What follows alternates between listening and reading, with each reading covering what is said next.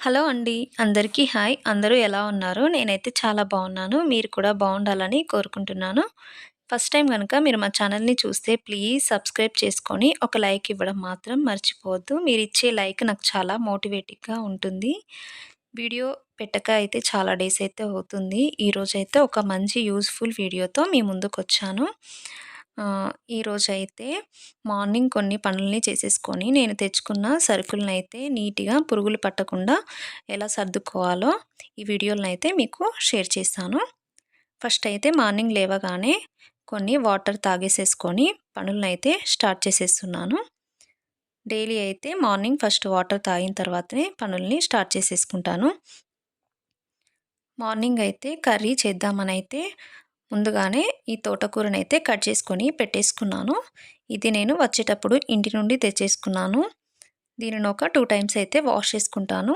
చాలా ఫ్రెష్‌గా ఉంది. మట్టి కూడా ఎక్కువ ఏముండదు.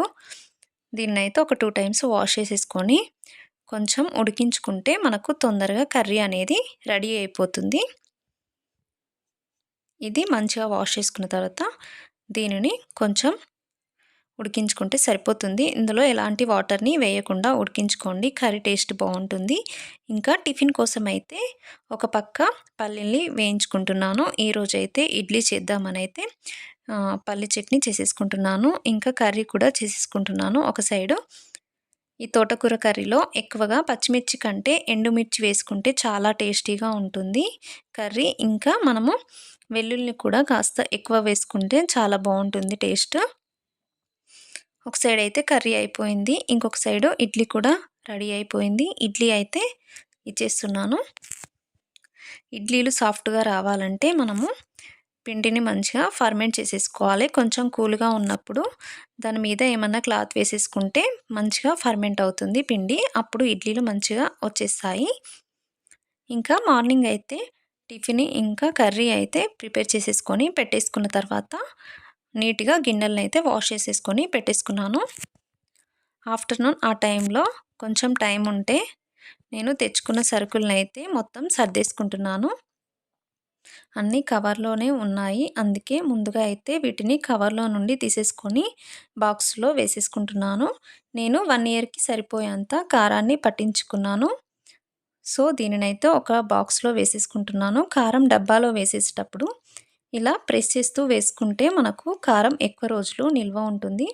ఇంకా 1 ఇయర్ కాబట్టి మనము జాగ్రత్తగా ఉండాలి. ఎప్పుడు పడితే అప్పుడు స్పూన్ పెట్టకుండా ఇందులోనే ఒక స్పూన్‌ని వేసేసుకొని పెట్టేసుకోండి. అలా అయితే స్పూన్ తడిగా లేకుండా ఉంటుంది. అప్పుడు కారం ఎక్కువ రోజులు నిల్వ ఉంటుంది. ఇలా బాక్స్‌లో వేసేసుకొని పక్కన పెట్టేసుకున్నాను. ఇంకా నేను ఇందులో కొంచెం ఉప్పు కలపని కారాన్ని కూడా పట్టించింది. దాన్నైతే ఒక బాక్స్‌లో వేసేసుకుంటున్నాను.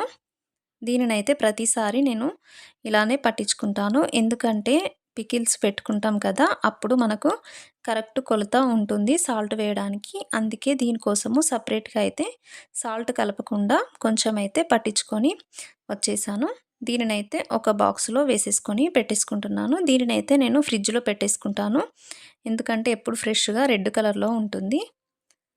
ఇంకా చింతపండును కూడా ఒక బాక్స్‌లో వేసేసుకుంటున్నాను. మనము చింతపండును ఎప్పుడైనా ఇలాంటి పెరుగు డబ్బాలో వేసేసుకుంటే ఎప్పుడు ఇలా ఫ్రెష్‌గా కొత్తదానిలా ఉంటుంది. అదే కవర్‌లో పెట్టేస్తే మనకు నల్లగా అయిపోతుంది. ఇంకా ఎందులోనైనా ఇట్లా ఉండదు ఫ్రెష్‌గా. మీ దగ్గర పెరుగు డబ్బా గనుక ఉంటే ఈ విధంగా పెట్టేసుకోండి. పురుగు పట్టకుండా ఉంటుంది. మనము చింతపండును బాగా ఎండిన తర్వాత అలా పెట్టేసుకుంటే పురుగు రాదండి. ఇంకా కందిపప్పు కూడా చేసేసింది. ఈ కందిపప్పును మంచిగా పొట్టు లేకుండా ప్రిపేర్ చేసి ఇచ్చింది అమ్మ. దీనినైతే మేము గిన్నెలో పట్టించుకుంటాము ఎప్పుడైనా.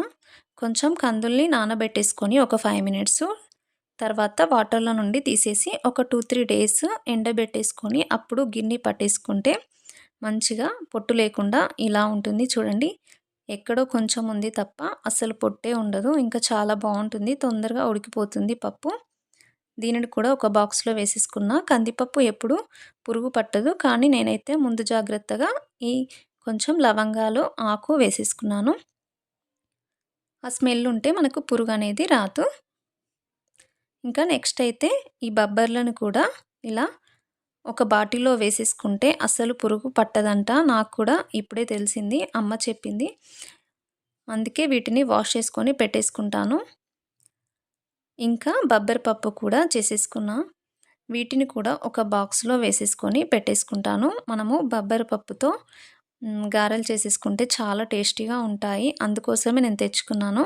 మనము చికెన్ కర్రీ అయినా, మటన్ కర్రీలో తినడానికైతే బబ్బర్ గారెలు చాలా టేస్టీగా ఉంటాయి.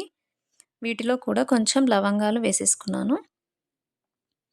నెక్స్ట్ అయితే వెల్లుల్లిపాయల్ని ఇలా వేసేసుకుంటున్నాను. మనము ఇట్లా హోల్స్ ఉన్న ఏదైనా బుట్టలో వేసేసుకుంటే ఎక్కువ రోజులు నిల్వ ఉంటాయి. పాడవకుండా ఉంటాయి. వెల్లుల్లిపాయలు ఎప్పుడైనా కొన్ని డేస్ అవ్వగానే లోపల చచ్చిపోతాయి. అందుకే ఇట్లాంటి వాటిలో వేసేసుకుంటే ఎక్కువ రోజులు నిల్వ ఉంటాయి.